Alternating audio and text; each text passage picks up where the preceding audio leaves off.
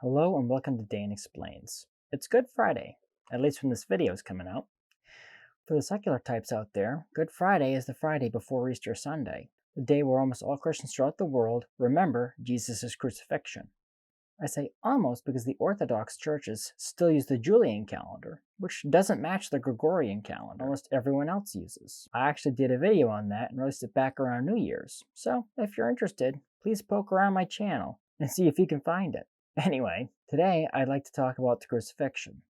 If you read the story of the crucifixion in the Gospels, you notice that Jesus' crucifixion is quite a bit more brutal than the usual crucifixion. In fact, even more than the two thieves who were crucified beside him. Especially considering that Pontius Pilate didn't even seem to want to crucify Jesus. Why were the Romans so brutal? Does that mean the crucifixion story doesn't make any sense? No. Let me explain why.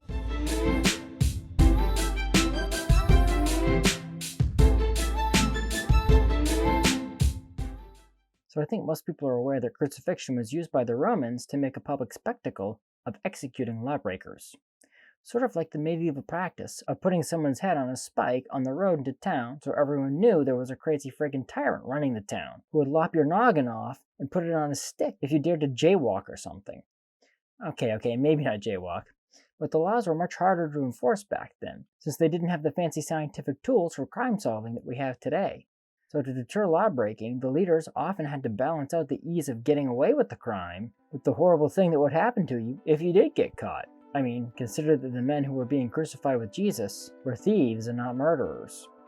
The criminals traditionally called Dismas and Gestas. Dismas being the penitent thief and Gestas being the impenitent one, weren't being crucified for murder.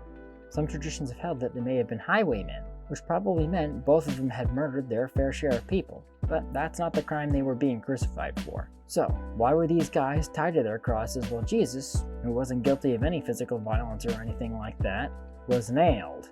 Also, Jesus was brutally scourged, aka whipped, before being crucified as well. There's no indication any such thing happened to the criminals being crucified with him. There are a few reasons things played out the way they did for Jesus and not for the others. Let's first talk about why Jesus was brutally scourged before being crucified. I'm just going to paraphrase since I'm sure most of you are familiar with the story and don't need me to read the actual passages. If you're not, then read it. I mean, the Bible is the most widely printed and distributed book on earth. I'm sure you can find one. Anyway, in the narrative between Pontius Pilate, who was the only man who had the legal authority to put Jesus to death, Pilate keeps asking the Jewish leaders why he should have Jesus put to death. Most of Jesus' so-called crimes were not crimes according to Roman law, even if they did require the death penalty according to Jewish law. Although they did have a couple of trumped-up charges, like encouraging tax evasion and claiming to be king, which they had no evidence for. I think people are aware that the Romans pretty much ran Judea at the time, but it was still a separate nation from Rome, and was more or less a puppet state of the Roman Empire. One of the things the Jews gave up to the Roman Empire was capital punishment, which is probably one of the reasons why God chose that era for Jesus to be born, since it made his job a little bit easier. Another point here is that Pilate's wife was a follower of Jesus, so he had some additional incentive to not crucify him. He didn't want to end up in the doghouse with the missus.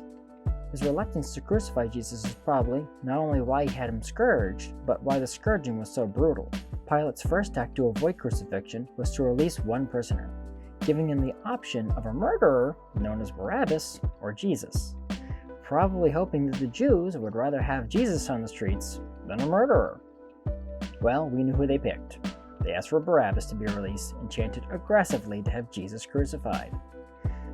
Pilate still didn't want to crucify Jesus, so I think he was hoping if he scourged him and made it look really bad, that the Jews would be satisfied with that punishment, which of course they weren't because they just continued to chant to have him crucified. So far I've managed to explain the brutal scourging, but it seems like I'm shooting myself in the foot a bit on why the crucifixion was so brutal. Well, Jesus did incriminate himself mostly with his silence on the accusations, but also because when Pilate asked him if he was the king the Jews were saying he claimed to be, Jesus told him he was a king not of this world, which surprised Pilate. This still didn't mean he wanted to crucify Jesus, but it was the only tangible evidence he had of any sort of crime. Also, for the reason he finally decided to crucify Jesus, that was because there was a revolt brewing and Pilate knew it. a revolt that did eventually happen around the year 70 AD. However, like some of the weak presidents the US had leading up to the Civil War, he didn't want the war to happen on his watch.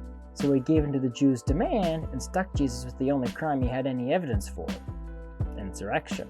Since Jesus did seem to be claiming to be a king, most Western nations today have a few methods for capital punishment, and if they have more than one, they will often let the condemned pick which one will be used.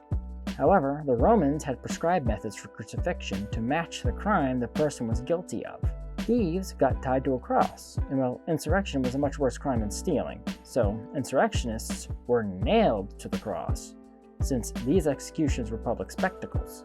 The hill they used for crucifixions in Jerusalem was just outside of the town, near one of the gates, so all the travelers to the city could see what happened. Pilate even had an inscription made in 3 languages attached to the cross that read, "King of the Jews," so everyone would know what his crime was.